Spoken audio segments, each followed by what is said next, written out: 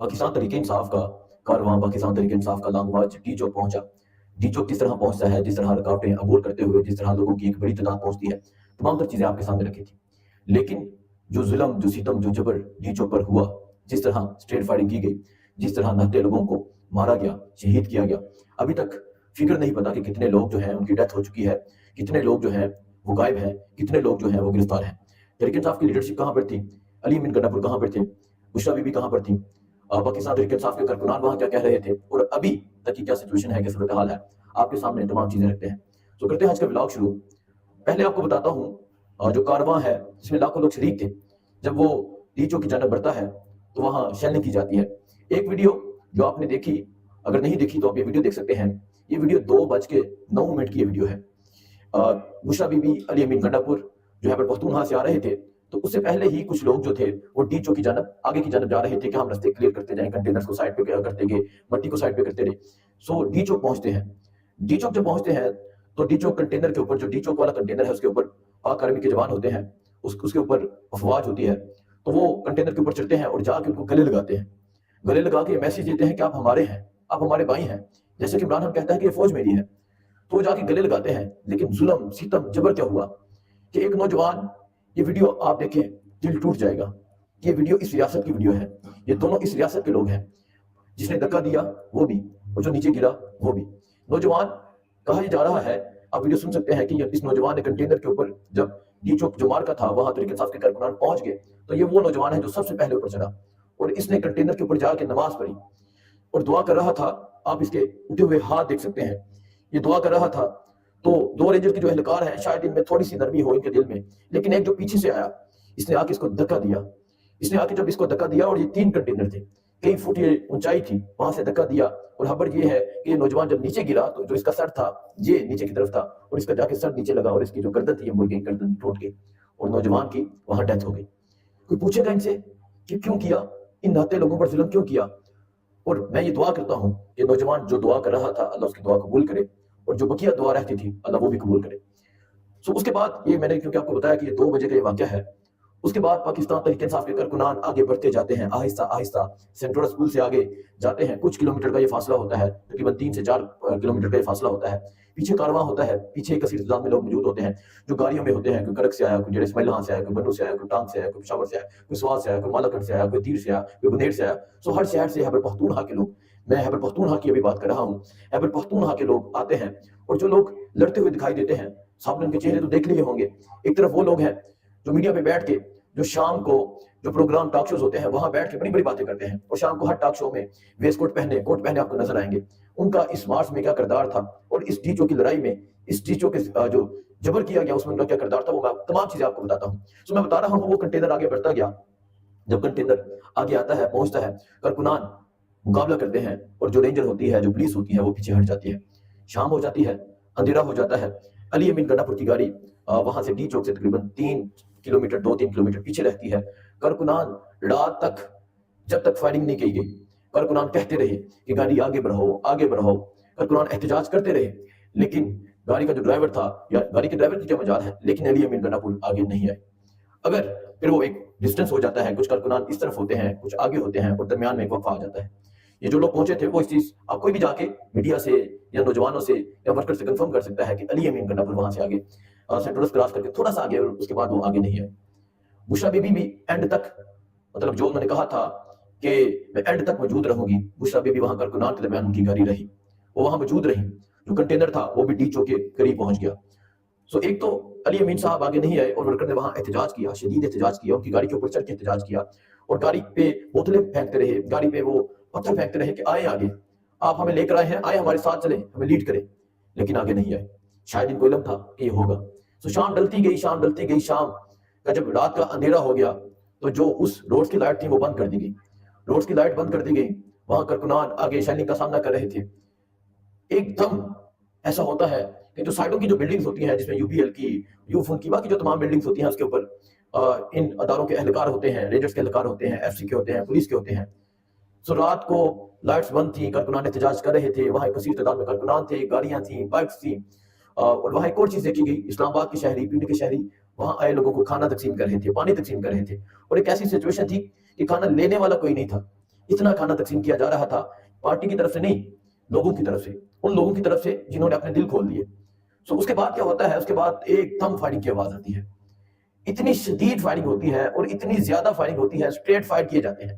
کارکنان کیا کرتے؟ اسٹریٹ فائرنگ کے آگے کھڑے ہو جاتے۔ کیوں کھڑے ہوتے؟ جن کا کھڑا ہونا بنتا تھا وہ وہاں پر نہیں تھے۔ میں اب ذرا اس طرف آتا ہوں، پھر بتاتا ہوں کہ فائرنگ میں کیا ہوا۔ پنجاب کی لیڈرشپ کی بات کریں، 2 دن لگے ہیں خیبر پختونخوا سے آتے ہوئے، کوئی ایک بندہ بھی وہاں نہیں پہنچا۔ سلمان اکرم راجہ، شیخ وقاص جو بڑی بڑی باتیں کرتے تھے، حماد اظہر، اس کے علاوہ لطیف کھوسا، جتنے بھی نام لیں کوئی ایک بھی وہاں پر نہیں پہنچا، وہاں پہنچ کر احتجاج نہیں کیا۔ کچھ ایم پی اے کے امیدوار تھے جو مجھے وہاں نظر آئے، جن کی میں سمجھتا ہوں کہ وہ اسٹرینتھ نہیں ہے کہ کارکنان ان کے پیچھے چل سکیں، ایون کہ کارکنان ان کو جانتے نہیں ہیں۔ سو کارکنان چلتے اس کے پیچھے جس کو جانتے ہو، جس کی آواز پہ وہ لبیک کہیں۔ بہت ایک ہلکے کے نمائندے ہیں، وہ پورے پاکستان کے یا وہ لیڈرشپ میں نہیں آتے۔ علی محمد خان کی بات کروں، اب میں آتا ہوں خیبر پختونخوا کی طرف۔ علی محمد خان، باقی جتنے بھی خیبر پختونخوا میں نام لے لیں، کوئی بھی نظر نہیں آیا، کوئی ایک انسان وہاں لڑتے ہوئے دکھائی نہیں دیا گیا۔ شیر افضل مروت کی بات کروں، کیونکہ لوگوں کی ایکسپیکٹیشن بہت زیادہ تھی شیر افضل مروت سے۔ شیر افضل مروت ایک رات پہلے 26 نمبر کے پوائنٹ پہ پوری رات لڑائی ہوتی رہی، فائرنگ کی گئی، جس میں وہ آپ نے دیکھا ہوگا گاڑی رینجر کی گاڑی سے انہی کے اہلکار جو تھے ان کی ڈیتھ ہو جاتی ہے، وہاں گولیاں چلائی جاتی ہیں، آپ نے وہ تمام چیزیں بھی دیکھی ہوں گی۔ پوری رات وہاں لڑائی ہوتی رہی۔ شیر افضل مروت کو ذمہ داری دی گئی تھی کہ آپ نے اسلام آباد کو کنٹرول کرنا ہے، آپ نے اسلام آباد میں جو حالات ہوں گے آپ نے ان چیزوں کو دیکھنا ہے۔ شیر افضل مروت وہاں نہیں پہنچے، پوری رات وہاں لڑائی ہوئی، پوری رات شیلنگ ہوئی، فائرنگ ہوئی، وہاں نہیں پہنچے۔ اس کے بعد جب کارواں چل رہا تھا، جب بالکل روڈ کلیئر تھے، کارواں جا رہا تھا آہستہ آہستہ، تب وہ نظر آتے ہیں، ایک تو ویڈیو ان کی نظر آتی ہے، گاڑی سے نکلتے ہیں، چلے جاتے ہیں۔ اور جب رات کو وہاں فائٹ کی جا رہی تھی، جب رات کو وہاں لڑائی کی جا رہی تھی، جب رات کو کارکنوں پہ گولیاں چل رہی تھیں، وہاں ایک بھی لیڈرشپ میں نظر نہیں آیا۔ نہ شیر افضل مروت وہاں نظر نہیں آئے کیونکہ ان کی ڈیوٹی تھی، شیخ شہین نظر نہیں آئے، باقی اسلام آباد کے باقی لوگ نظر نہیں آئے، شیخ وقاص نظر نہیں آئے، برسٹر گوہر نظر نہیں آئے، عمر ایوب نظر نہیں آئے، وہاں علی محمد خان نظر نہیں آئے، کس کا میں نام لوں، کوئی ایک بندہ وہاں نظر نہیں آیا۔ اس کی وجہ میں آپ کے سامنے رکھتا ہوں۔ تقریباً جو کارکنان گرفتار ہوئے، جن کا فگر آ رہا ہے، وہ تقریباً 600 کارکنان ہیں جو وہاں ڈی چوک سے گرفتار ہوئے۔ ایک بھی لیڈرشپ میں سے کوئی ایک گرفتاری سامنے آئی ہے؟ نہیں ہے۔ کیوں نہیں ہے؟ کیونکہ وہ وہاں پر تھے ہی نہیں، اگر ہوتے تو گرفتار ہوتے۔ وہاں پر کوئی بھی نہیں تھا، وہاں پر کارکنان نے قربانیاں دی، اور آج ان لوگوں نے قربانیاں دی جو کہتے تھے کہ ہان کے لیے جان بھی قربان ہے، انہوں نے اپنی جان ہان کے لیے، اس پاکستان کے لیے قربان کر دی، انہوں نے اپنا خون دے دیا۔ اور اسلام آباد کی سڑکوں پہ خون بہ رہا تھا، اسلام آباد کی سڑکوں پہ جگہ جگہ خون بکھرا ہوا تھا، کئی کارکنان شہید ہو گئے۔ ایک میں نے ویڈیو دیکھی، ایبٹ آباد سے ایک کارکن تھے، ان کی بیٹیاں بابا بابا کہہ رہی ہیں، ان کا جنازہ ہو گیا ہے، تحریک انصاف کا پرچم ان کی میت پہ رکھا گیا، تدفین ہو گئی ہے۔ کئی خاندان تباہ ہو گئے ہیں، برباد ہو گئے ہیں، کئی خاندان کے وارثوں نے، کسی کا باپ قربان ہو گیا ہے، کسی کا بھائی قربان ہو گیا ہے، قیامت ان کے گھر قیامت ہوگی۔ آپ سوچے تو صحیح، اس وقت کو کرنے والے کون ہیں؟ اپنے ہی لوگوں پہ گولیاں چلا دی۔ میں یہ سمجھ رہا تھا کہ شیلنگ ہوگی، چلے ربر بلٹ مار دیے جائیں گے زیادہ سے زیادہ، اب کارکنان کو گرفتار کر لیں گے زیادہ سے زیادہ۔ یہ ایکسپیکٹ ہی نہیں کیا تھا، یہ گمان ہی نہیں تھا کہ اپنے لوگوں پہ اس طرح فائرنگ کی جائے گی، اپنے لوگوں کو سیدھے فائر مارے جائیں گے۔ اور وہ جنہوں نے کنٹینر سے گرایا دعا کرتے ہوئے، وہ اپنے بچوں کو کیا جواب دیں گے؟ وہ اپنے گھر والوں کو کیا جواب دیں گے؟ سو اس طرح فائرنگ کی گئی۔ ابھی فکر نہیں پتا کتنے شہید ہو گئے ہیں، تقریباً 8 کا تو کنفرم ہو چکا ہے کہ 8 لوگوں کی ڈیتھ ہو چکی ہے۔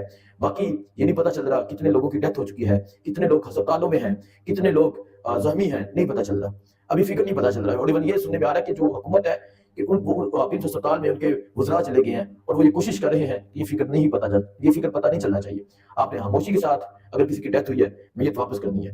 سو یہ ظلم ہوا ہے اس پاکستان میں، یہ ستم ہوا ہے اس پاکستان میں۔ ایک تو وہ لوگ جو اجڑ گئے، جن کی ڈیتھ ہو گئی، وہ لوگ جنہوں نے وہاں قربانی دی، ایک تو وہ لوگ ہیں۔ مجھ سے بہت سے لوگ رابطہ کر رہے ہیں، کسی کا بھائی نہیں مل رہا، کسی کا والد نہیں مل رہا، بہت سے وہ لوگ ہیں جو غائب ہیں، جن کا پتہ نہیں چل رہا وہ کہاں پر ہیں، اور بہت سے وہ لوگ ہیں، کئی سینکڑوں وہ لوگ ہیں جو گرفتار ہو چکے ہیں، نہیں پتا کہ کون سے تھانے میں ہیں، کہاں گرفتار کیا گیا۔ پاکستان تحریک انصاف کی طرف سے اس مارچ کو کال آف کر دیا گیا ہے۔ بشرا be be Ali Amin Gunda per press conference کریں گے، کیا اہمیت دیں گے نہیں پتا، لیکن ظلم ہوا ہے، بہت ہی ظلم ہوا ہے۔